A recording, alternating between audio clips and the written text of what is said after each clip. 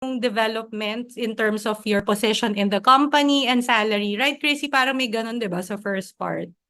Ako, masasabi ko talaga totoo yun. Kasi just to share my personal experience. So, during the tail end of my project, my role as a talent acquisition specialist was impacted by redundancy from Telstra. So, kasi yung company ko ngayon, re-reduce ng headcount around 2,700 for this year. So yung role ko was one of the impacted roles. So I had a month to look for a new role.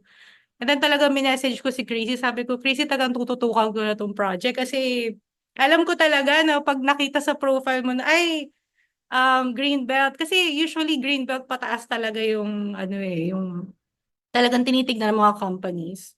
So I really had the month to look for a new role within the company. Kaya lang, hindi ako nakakuha ng role. Although, before, nung hindi pa ako nagsa Six Sigma, hindi ako, kasi I wanted na to try, any role or any experience outside recruitment. So yung challenge before, pag nag-a-apply ako internally or externally, hindi ako na-interview kasi nasa isip nila parang, puro recruitment naman nakafocus yung experience mo. So, ba't ako mag-intervene for service delivery, for operations, mga ganyan, for client relationship management, mga ganyan. Pero nung nagkaroon na ako ng Six Sigma, actually, nung hindi pa ako nasa-certified, sinabi ko pa lang na tapos na ako sa training.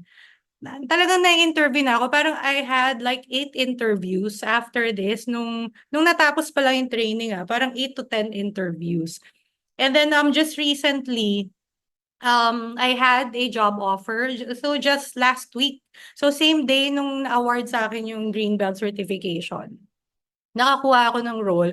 So imagine from being a specialist to a managerial role, 'di ba? So talagang malaking help talaga yung Six Sigma. So talagang kailangan nyo lang siyang tiyagain kasi hindi siya mahirap. And ako naiintindihan ko kasi yung mga ibang Six Sigma, 'di ba, exam lang. Alam ko, Chrissy, exam lang yun eh. Tinitignan ko yung exam lang siya.